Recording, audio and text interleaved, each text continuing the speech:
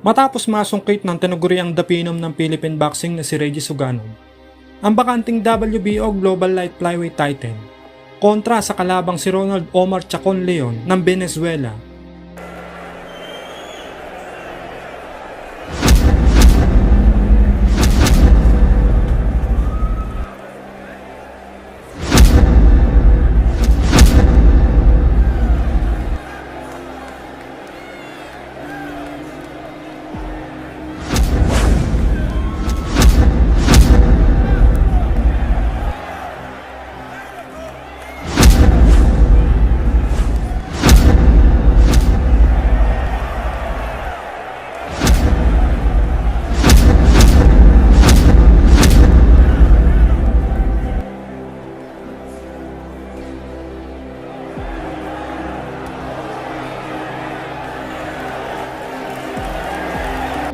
Limang buwan nang lumipas ay sinagupa naman ito ang dumayo at barakong pambato ng bansang Japan na si Kai Ishizawa.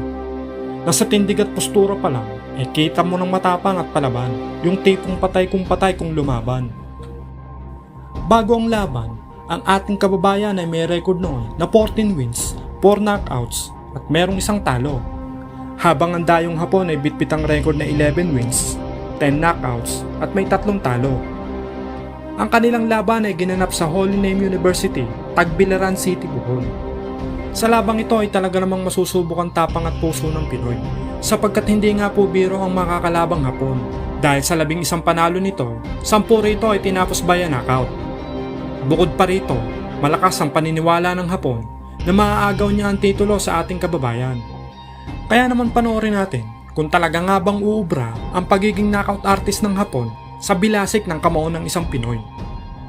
Trying to make inroads in the junior flyweight division. So dito nga po, scheduled for 12, kapaan po ito. But alam naman natin yung itong si Ishizawa is something that Suganov has to be very careful of. Suganov suffered his first loss in his career just last year, last July 2. Sa unang biyahe niya pa sa labas ng Pilipinas, that was against Sivanati Notchinga in South Africa. And he was going for the title at the time, konting Hinde Global Junior Flyweight by virtue of that win against the Venezuelan, itong si Ronald Chacon. So dito po sa round number 1, medyo nagkakapaan pa sila. Again, scheduled for 12, and usually the longer fights would favor the Filipino, who's more of a boxer, a stylist, and he is a power hitter, but now he's displaying some power. 4-punch combination, no response for Ishizawa. Ganap of a very young Luisito Espinosa, the way he's built and the hand speed, perhaps of Rolando Navarrete. Of course, the light flyweight division is where the most championships have been taken by Filipinos. So, sa itong ulo, ang kanyang kalaban from Japan. 1 minute remaining here in the opening round, scheduled for 12. Alam nila kung maganda ang pinakita, alam din nila kung medyo nadedihado, there's a lot of buzz going around after that power shot coming from Ishizawa. It's Ishizawa's turn right now to try and take the advantage. By our unofficial scorecard, Suganov, the 37-year-old from Japan, has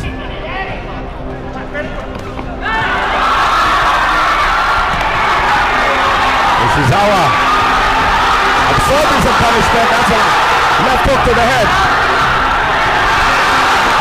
More shots to the head coming from Suganov. Final seconds of round number 1.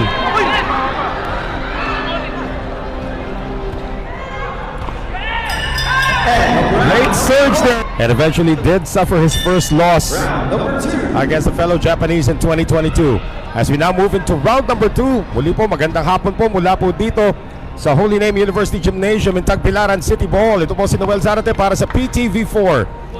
Nakahatid po sa inyo ng world-class boxing between the Filipino phenom Reggie Suganov versus Kai Ishizawa of Japan.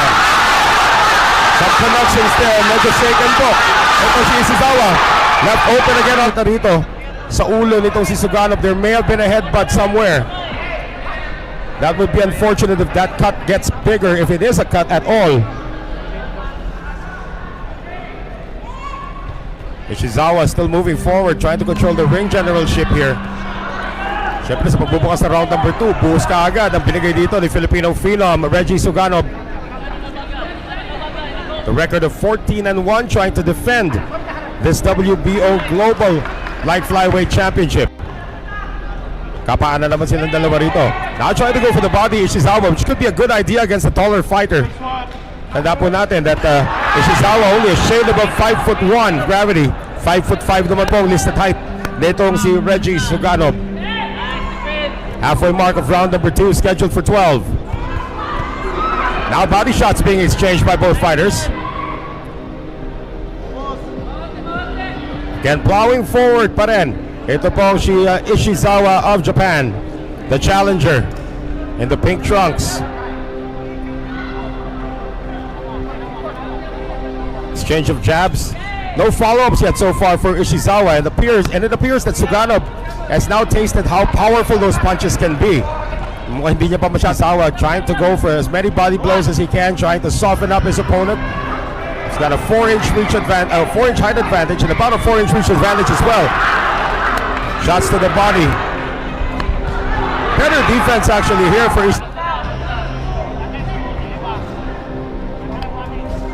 So far the strategy of the Japanese fighters, just plow forward and try to go for the body. Final 10 seconds of the round. Still more body shots being thrown by Ishizawa. Closer round, but it still looks like Suganov, the head of Suganov. It appears that the cutmen have been able to stabilize that for now. Third round, scheduled for 12 for the WBO Global Light Flyweight Championship.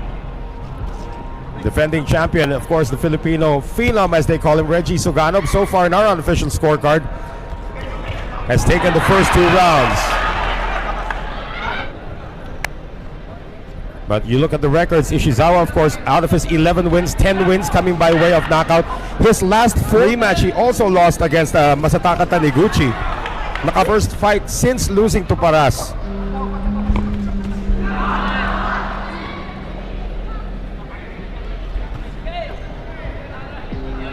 More body shots, or more headshots now coming from Ishizawa. Shot to the body once again. Every time magpakawala ng isa. Ito si Suganov, and it's solid.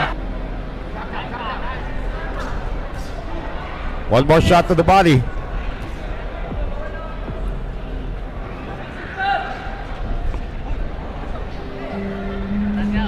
So far, no consistent headway being gained by Kai Ishizawa of Japan. We have our 3 judges at ringside, scoring this on a 10-point must system.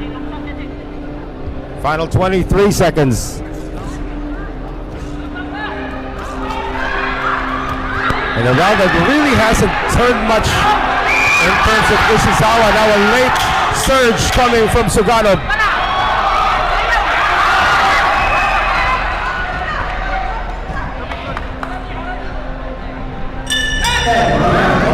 So far, so good for the Filipino Phenom. That could be and of course his last fight to get the belt against Ronald Chacon of Venezuela. We're now in round number 4.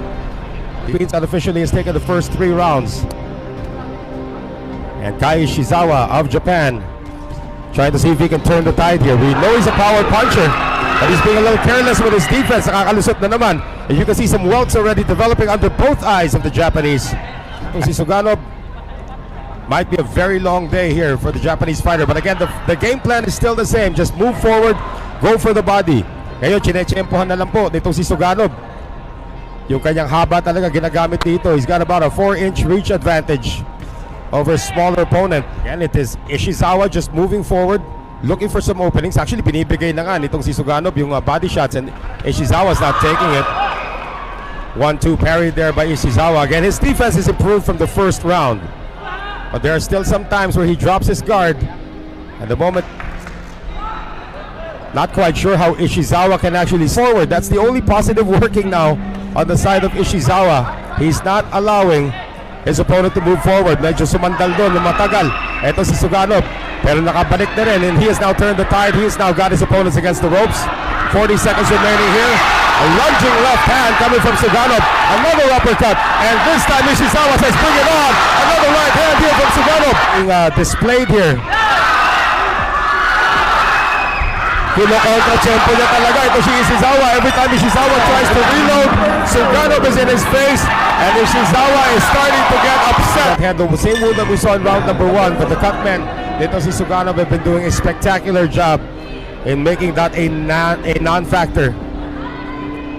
Round number 5 again, scheduled for it has been rainy here in Bohol for the past couple of days. And now some stand-up fighting. Wala na masyadong sayaw-sayaw na ginagawa ni Ishizawa. And Suganov is just picking him off.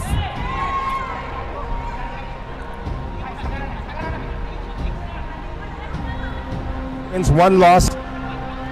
Only 4 wins coming by way of knockout. So this guy is really out to outpoint you. Whereas itong si Ishizawa, 11 wins, 10 coming by way of KO. So he would like opportunities to finish his opponent. His first 6 bouts, as we mentioned earlier, didn't land in 2017. Itong si Bongsapon Pamlakum. That was actually a first round knockout. Some infighting now between the two. A lot of blood now coming out of the head, the face of Suganov. Tandaan po natin, he did have a fight. He won via TKO against Ronald Chacon kasi nasugatan din. Ito si Ronald Chacon. Final minute of the 5th. Even the crowd here a little concerned about seeing the presence of blood on the face of their homeboy. From Buti na lang, it's not above the eyebrow. Does not impair your vision. But when you see your opponent's white gloves with a little bit of blood, you're already concerned. So far, Ishizawa is actually doing well until that right hook delivered by Suganov. But now Ishizawa's now here in round number 5. Oh, good exchange there. Ishizawa had the better of it though. Another jab coming in for the Japanese. A lot of misses here for Suganov. Round number 6 come off the tears. Round number 6 that were forming there. So it looks like they put a lot of petroleum jelly now on the face. The WBO Global Light Flyweight Champion po, kampiyon dito, si Suganov of the Philippines, absorbing a right hook that time from his Japanese opponent.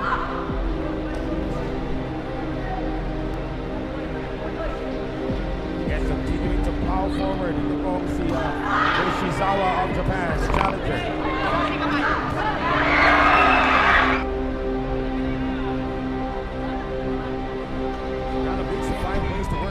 Here. Napapasok itong si Ishizawa. Trying to be a counter puncher. We knew he was the aggressor at the start. That uppercut goes through. As long as Ishizawa keeps on moving forward. Wala namang counter na ginagawa pa so far. Itong si Suganov to take that away. And that is a display to the judges. Sabi ni Attorney Tapdasan. And we are back to bring you the rest of round number 6. Suddenly, bumuhos na naman si Suganov. Not very accurate on the punches, but still enough to get the crowd into it.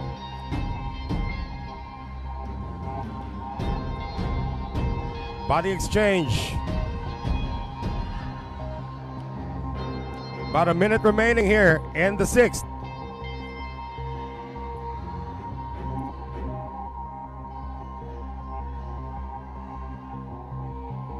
Ishizawa getting a little successful now with those inside incursions. Good left coming from Suganov. But again, Ishizawa just wants to pin him against the ropes and throw 1 million punches. Round Title. number 7. Buhat-buhat po yan during the introductions nitong si Suganov. As we now enter the 7th round, still very much the same, but now napapabilis na yung pagsugod dito nitong si Kai Ishizawa. Referees, Danrex Tapdasan instructs them on what not to do in a tie-up like that. You can see that Suganov's power is sort of taken a breather at the moment. The wound is not a factor anymore. If you're just joining us, meron pong sugat na natamo. Etong si Reggie Suganov, as early as the first round, tuntok pa lamang po the first round, pero talagang has been quelled for the moment. Ishizawa once again pounding inside. No response coming from Suganov, who tries to push him back to the middle of the ring. Now Suganov's reach advantage has been negated now because of all of the inside shots coming from Ishizawa. Pati yung depensa ni Suganov, unti-unti na pong nadidismantle mga fighter from Japan. What had been working for Suganov was the shots to the head, the jabs, and the combinations to the head. Kasi unti-unti na nga napapasara na niya yung mata ng kanyang kalaban. But in this case, Zawa looks like the first 5 rounds was just a testing. 2 combination shots launched there by Suganov. Hindi man lang natinag itong si Ishizawa. Now Ishizawa has been knocked out once in his career. And he did suffer that knockout loss against Masataka Taniguchi in 2019. Make that in 2022. It was a 10th round TKO.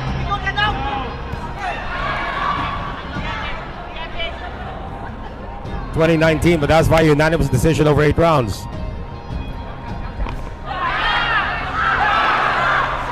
Nauunahan na po si Suganov. Again, the reach advantage has been totally negated.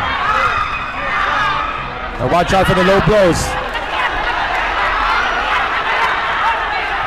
Taniguchi has really, Ishizawa has really flipped the script here. Naging flat-footed na itong si Suganov. He is retreating, and every time he tries to pull off something, Ishizawa is in his face. Another round looming towards the fighter from Japan. Suganov was so accurate the first 3 rounds, now he can't hit anything. And round number 7 looks kanyang rhythm as he now enter the 8th. Well, Zarate pa rin po nag-atin ng aksyon. Unofficially, we have Suganov ahead, but only by 1 round. The last 3 unofficially have gone the way of Ishizawa. Ishizawa now body hunting. Di na muna niya pakikialaman yung sugat sa ulo nitong si Suganov, which has opened up again. Not quite sure if it came from an accidental headbutt. Some power shots to the body as well from Suganov. He's trying to destroy the timing of Ishizawa. And it looks like here in the 8th round, Suganov has been successful so far. 4-inch height advantage over his opponent. And again, itong si Ishizawa is just trying to make inroads in the junior flyweight division after campaigning most of his career as a minimum weight. That's a lot more muscle though for Ishizawa. Oh! Ishizawa got staggered there by the left hook coming from Suganov. And another one! Ishizawa is down!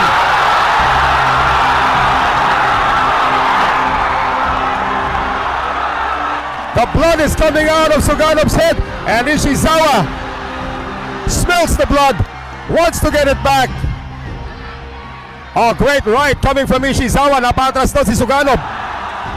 Ishizawa missing. Less than a minute remaining here in this pivotal 8th round. 1 knockdown scored already, so this is a 10-8 round for Suganov. The question is, can Ishizawa get the knockdown back? That right hand earlier sent Suganov backwards. Nakabawi na ba? 3-punch combination, all power shots. Another connection to the head. And throwing in the towel. The side of Ishizawa. It's over.